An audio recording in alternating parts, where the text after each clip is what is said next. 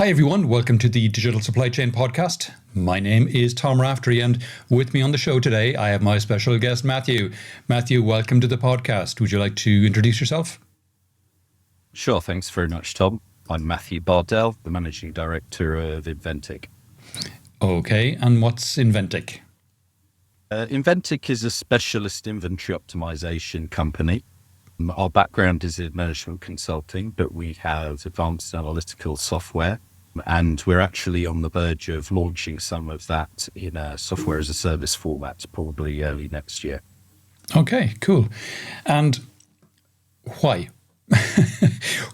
What made you get into this space? What launched you on the path to creating this product? Mm-hmm.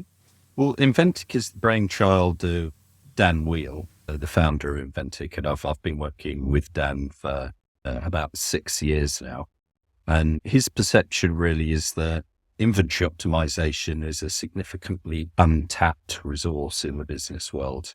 Everyone sort of is aware of the concept. Most people are doing something in that direction, but we regularly see that there is a very large gap between what is theoretically possible and what people are actually doing in day-to-day terms. So I think our mission is to help everyone take more advantage of the great work that's been done in inventory science and apply that to their real-life situations. Okay, and I mean, you were doing that as consultants, so why the shift from that to a product offering?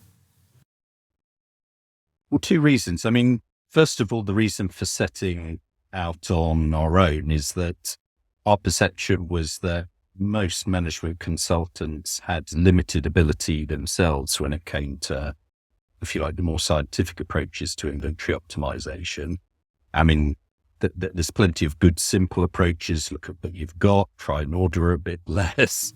It's not difficult to reduce inventories if that's all you're looking at, but really people who understood the science and who understood how you could apply that to very big, complex, messy real life situations were very few and far between. And in fact, we tended to find that there was more capability client side than within the management consultants themselves. So we saw that as being a gap in the market. Right from the start, Dan developed the analytical tools, which really have taken all of the academic work on inventory science and condensed it into a set of diagnostic tools that give clients very rapid, robust, and deep insights into where their biggest opportunities lay in inventory optimization. But our initial philosophy was that there's already quite a lot of inventory optimization technology on the market. And actually quite a lot of it is very good. And that the bigger problem is more that organizations, for various reasons, are struggling to take advantage of that capability. So our starting point was we didn't really just want to be a me too, we've got a magic tool that will solve all of your problems in this area. So we've been delivering what we call asset-based consulting. So we use the analytics, but there's a big focus on helping clients understand what the data is really telling them and what they can do about it. However, as time has gone on, whilst that is a successful approach and, some very impressive results from some of our clients, in terms of sustainability, they need the ability to continue to have those insights. And we position what we're launching as a decision support system. So it's not there to replace planning tools. It's rather designed to complement them and help clients understand some of the limitations and sensitivities of their existing planning technology and get more value from them. Okay, and just what would be kind of typical issues that customers would have, and what would be kind of solutions that they could use to overcome them or to optimize their inventory? Yeah, great question, Tom. I think, the reason that inventory continues to be sort of an under-realized potential for most organizations is that there are so many facets that influence it. The first challenge actually is just the data. That even if you find a client who has, a few inventory specialists who understand statistics well and who could perhaps do something well, there's a challenge in getting data out of systems and being able to then get that visibility of what's really going on. The automation tools, the inventory planning tools themselves, their Achilles heel is twofold. First of all, they're very reliant on the quality of data in the systems. And, it won't surprise you to hear that there's very patchy data quality in most people's ERP. And the other Achilles heel is really the complexity of some of those tools.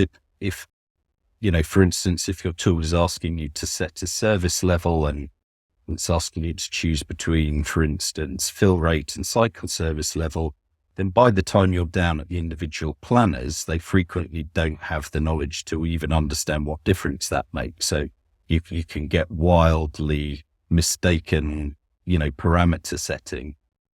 So there's a whole technical aspect that makes it difficult for people to really understand how far from optimal they really are.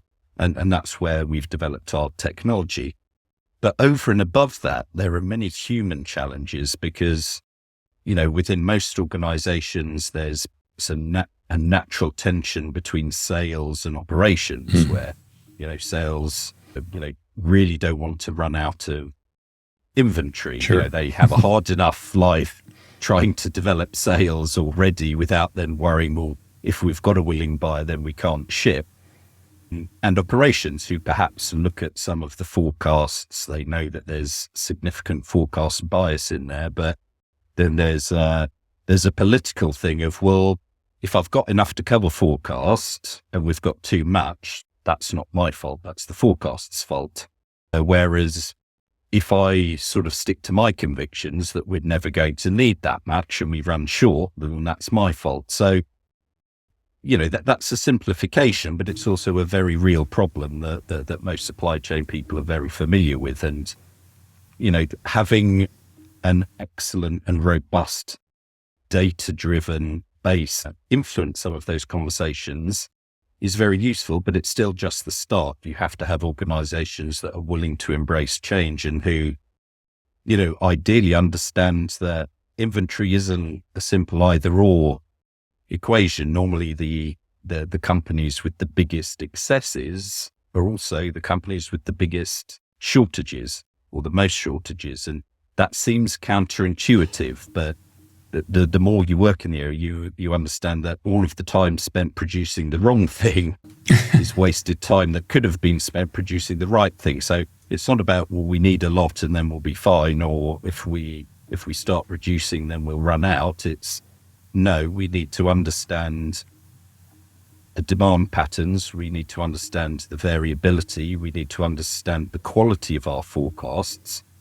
And then we need to have inventory policies and approaches that are adapted to those different circumstances. And, every single item that you stock has its own particular personality, its lead time variability, its demand uncertainty, all the rest of it. And organizations, especially if they're managing many hundreds, if not thousands of items, that they take quite broad brush approaches, or, we're going to try and have 2 months cover. And so that's often where the biggest cause of the issue is. And that's deeply ingrained on a behavioral level. So moving organizations past that is often a bigger challenge than sort of the clever analytical part of it. Sure. I mean, that's more a change management issue rather than a software issue. Yes. How do you overcome that? Well, I think, Rome wasn't built in a day. So you address it over time. And this is really where our services come in, is that one of the other challenges with inventory optimization is its complexity, that there are so many variables, most of which are in an almost constant state of flux, that it can be a bit overwhelming. And what we find is very successful is to have a progressive approach where you sort of try and tie down one thing at a time. And then once you've made good progress on that, you move on to the next topic. So, a classic example where we talk to new prospective clients, they'll often ask us about lead time variability. And our answer to that, which normally, sets them back a little bit in surprise, is ignore it for now. Just take your maximum lead time, use that, optimize on that basis. And then when you've tied down some of the other things that are, probably easier to fix, then come back to your lead time variability, because actually lead time variability, it's actually not that statistically difficult to deal with. You need a certain volume of data and you need to know what you're doing, but it's not really that big a thing. But people get a little bit fixated with, well, we think this is our problem. Our problem is our forecast, or our problem is our, uncertainty of how soon suppliers will deliver. And, the scientific approach says, well, that those are just givens. If your forecast, if your demand is very difficult to forecast, then it is very difficult to forecast. You just need to understand how difficult to forecast it is. You need to understand if your forecasts that you're using are adding or destroying value relative to using a naive forecast. And then you need to set all of your parameters accordingly. But people are typically trying to solve everything at the same time and sort of breaking it down and moving it through. First of all, it makes it digestible. You can take the whole organization with you. People can understand what you're doing. And then typically some of the simplest things will deliver very big results in the first year. So you can also then build on that success and say, well, look, we've been doing this for a year. We addressed the following things. We reduced inventories by 15%. Service level actually improved slightly. Now let's try the next thing. And, we can, address some slightly more complex topics, but there is no silver bullet when it comes to inventory optimization. That everyone has this vision of, well, maybe AI is going to solve it for us and it can deal with all of that complexity, and then we can take the humans out of the equation. And our view is that, we're a long way away from that being a realistic proposition in inventory optimization. That isn't to say that AI hasn't got a role to play, but the bitter truth is that if you want to make progress in this area, you do have to grit your teeth and roll up your sleeves and do some hard work and, take people with you as you do it. Interesting. And just to kind of set some context, what are the potential issues that arise if you don't get your inventory optimization right? What are the kind of catastrophic potential outcomes versus what are the potential gains for actually getting it right? Mm-hmm. Well, I think if you're brand new to the whole concept of inventory management, the way we always sum it up is that there are two rules. One is don't run out, and number two is don't have too much. And if in doubt, apply the first rule before you apply the second rule. Okay. But then what happens is that if you do run out, obviously, then you've got lost sales at the worst end of the spectrum, but then a lot of secondary costs, things like, rush orders, flying things that could have traveled by sea otherwise. There's a range of things. Plus, of course, all the management time spent dealing with shortages. If you look at everything that ships, requires a very small management effort compared to everything that's late or missing or delayed. So that has ripples throughout the whole organization. Also, if you're constantly playing catch up in that way, then production is constantly stressed, and you have a whole range of suboptimal outcomes.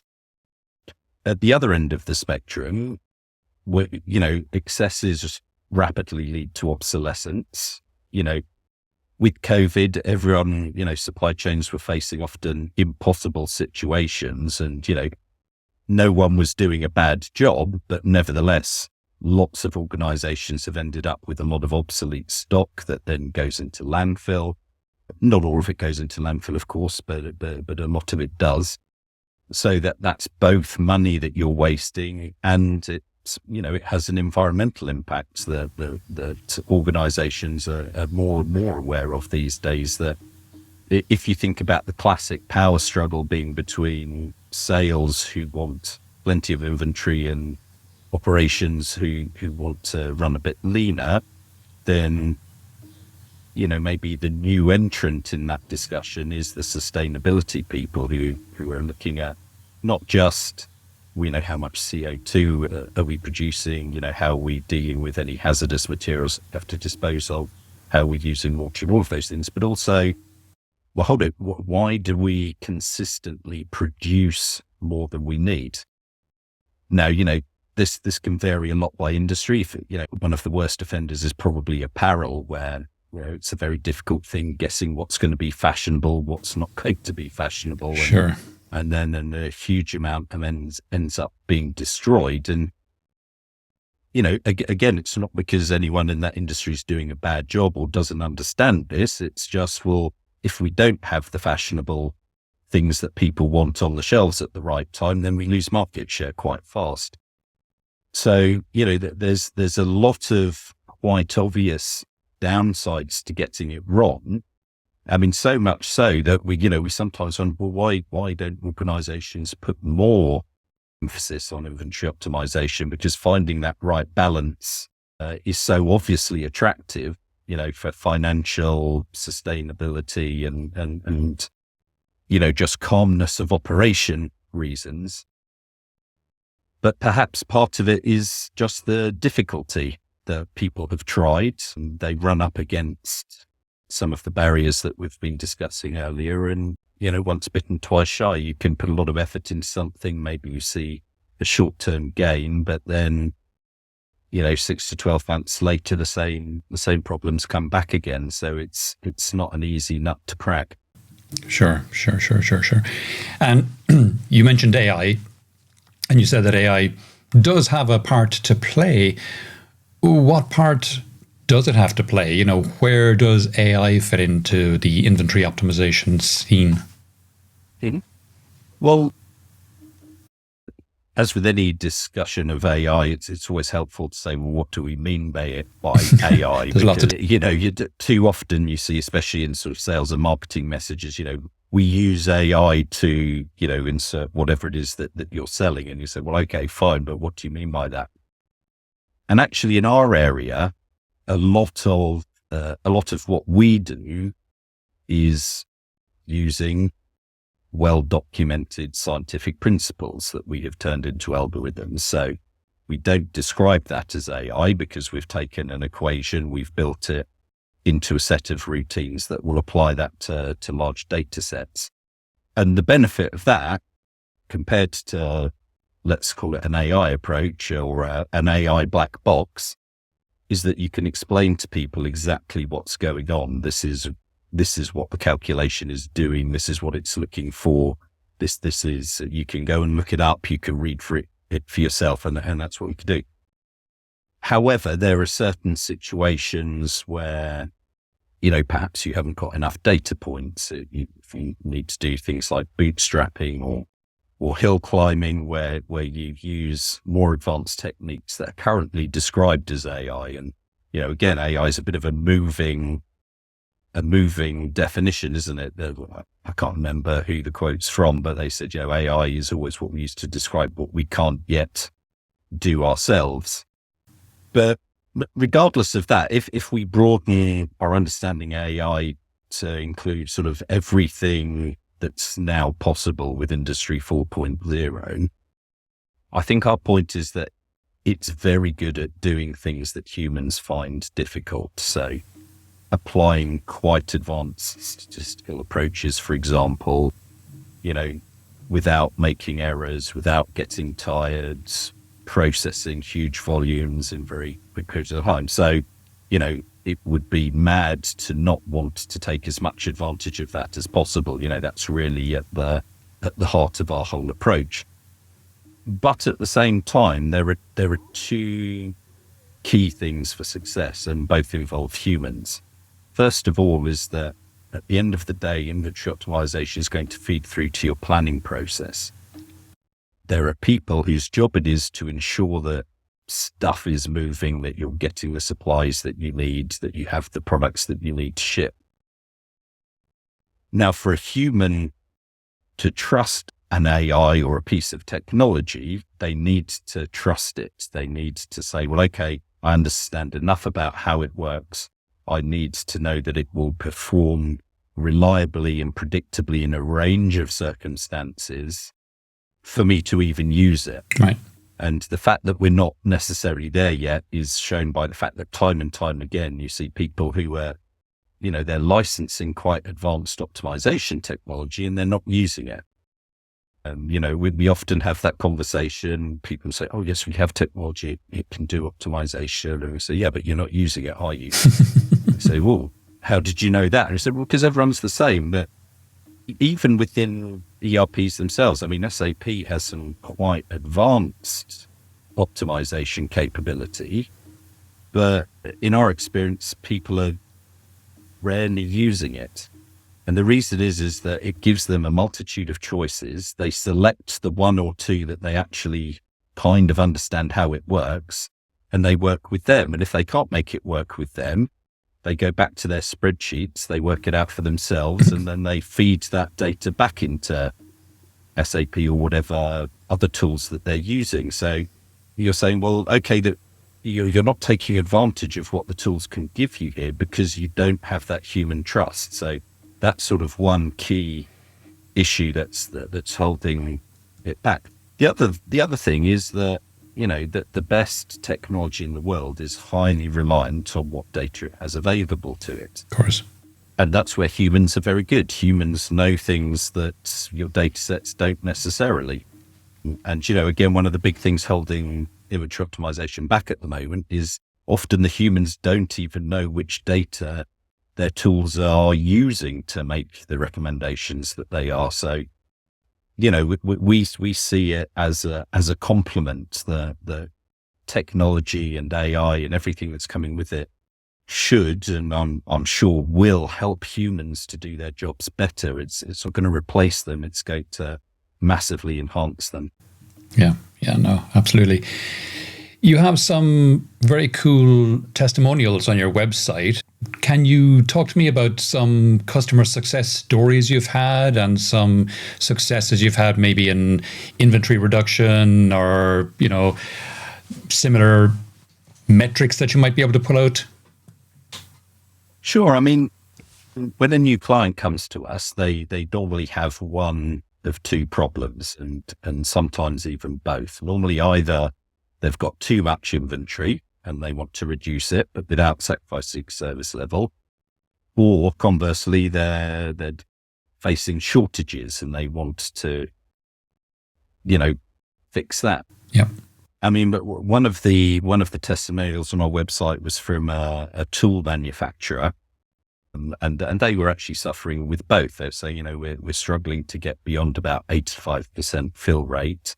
And yet we still feel that we've probably got far too much inventory and we're just missing the ability to work out how we address that and, what to do with it. So our approach with a new client is pretty much always the same, is that we take, very large data sets from them. We want to look at every single transaction for every single item that they stock for at least 12 months.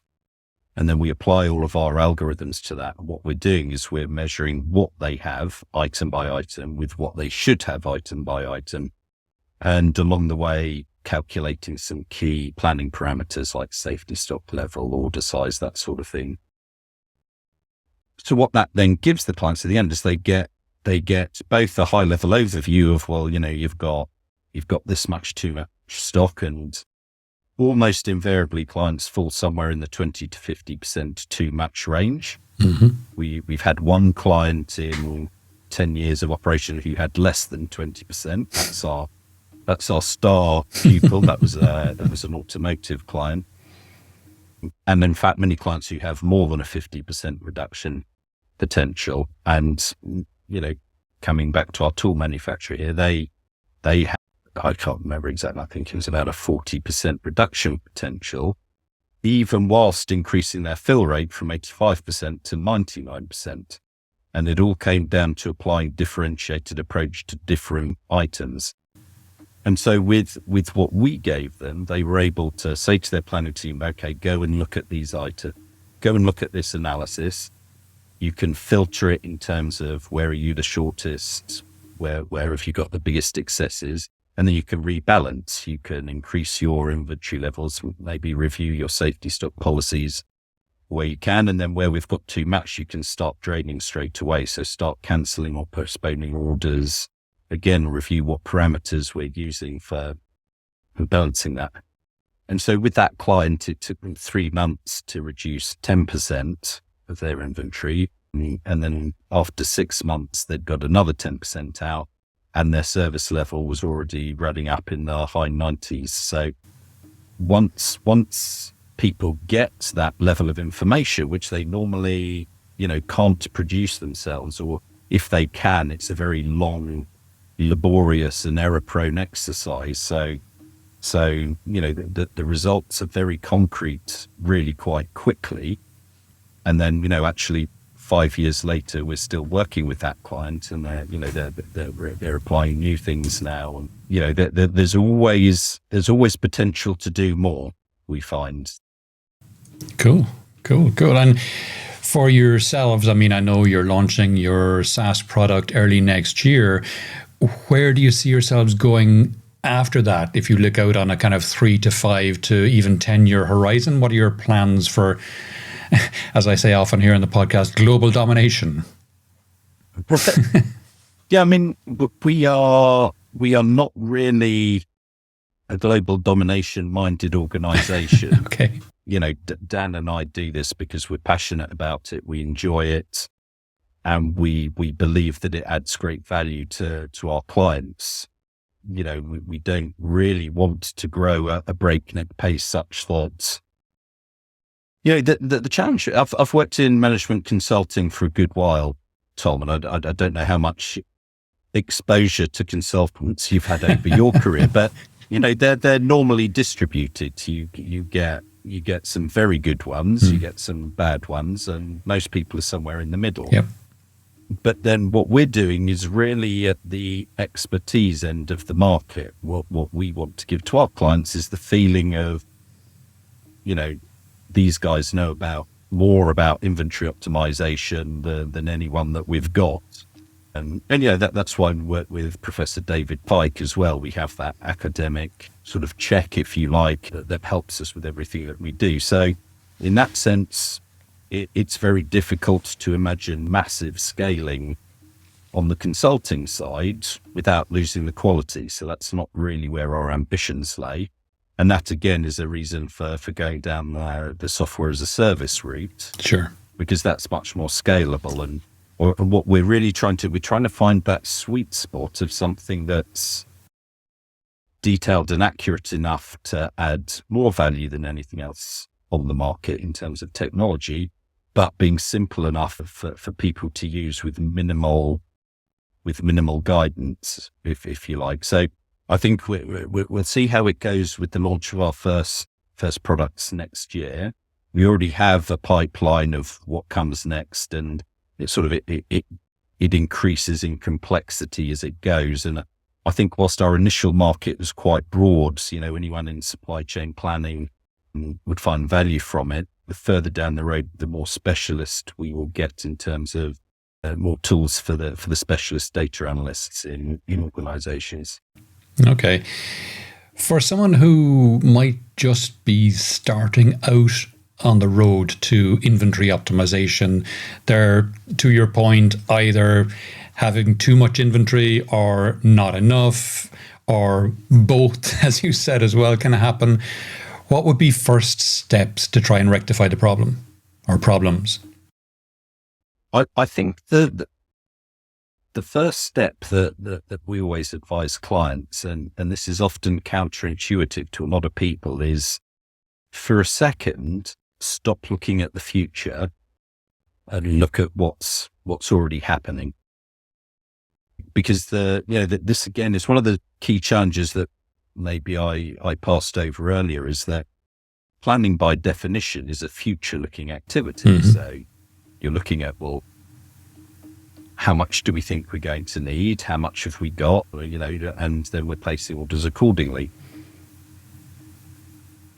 And then the problem is that in that sense, the future is always changing, that forecasts are being refreshed all of the time, with good reason. Again, it's not a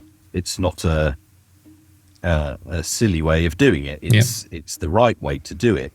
But what that means is that you're losing sight of why you've got the inventory imbalances that you have, because by the time that inventory shows up, if your forecast has been refreshed 5 or 6 times since you actually placed the order, you're no longer really sure of, well, hold it, is this what we really needed? So what we say is that, obviously you need to consider your forecast and you need to find something that works with that. But before you go there, just look at what's just happened over the last period of time and look at how your inventory behaved when you had, quite a smooth transition, whether you've got spikes up or down, where did you run short? Why did you run short? Where have you got your biggest excesses? What can you do about that? And so that taking a step back and looking at that and then saying, well, okay, how do we need to adapt the way we plan? That's kind of just getting that philosophy embedded rather than constantly, well, we just need to feed our forecast into an optimization engine and then everything should be perfect, which is kind of like the overriding philosophy. But then people know it never ends up perfect. But then the answer is, well, it's just our forecast. And the thing is, the forecast is an important lever, but it's far from being the only lever when it comes to inventory optimization. So that's sort of the single most useful concept to take on board when you're setting out. Cool. We're coming towards the end of the podcast now, Matthew. Is there any question I didn't ask that you wish I did, or any aspect of this we haven't touched on that you think it's important for people to think about? I'm not sure. Excellent questions, Tom. Thank you. I think that, there may be one thing that we could talk about a little bit more, because I know that it's something that you're interested in as well, as sustainability. Cool. I mean, to mention something that we're involved in as a non-profit collaboration called the Sustainable Medicines Partnership, that is looking at the broader problem of how many medicines each year go to waste. There's a lot of medicines each year destroyed, unused, and there are many reasons for that. And there are different work streams looking at, things like packaging and what have you to try and reduce waste in the medical supply chain. And we're also working with the SMP on topics related to what we've just been discussing. So, whether it's a hospital or a pharmacy, or in particular, the big manufacturers, they all suffer from the same challenges that we've been discussing today, right, in terms of inventory optimization. And for them, of course, frequently it's life critical that, where you have patients who literally may rely on a medication to stay alive, or at the very least for quality of life. If no one wants to run short of things that their customer wants within the medical supply chain, that's doubly true. So, you have to apply very high service levels. You have to have, dual supply for critical things and all the rest of it. So it's a particularly challenging example, but at the same time, there's still a lot of wastage there. A huge amount of medicines that are manufactured and never even leave the manufacturers.